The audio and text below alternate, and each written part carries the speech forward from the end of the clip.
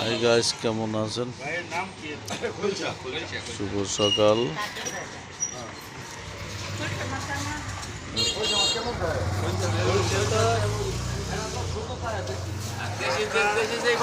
মাছ নিয়ে পারাপারি করতে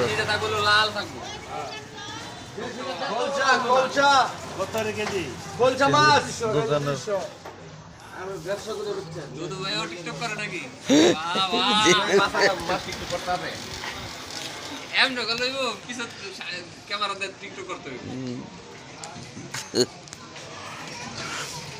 মাছ দোকানের সামনে বইছে।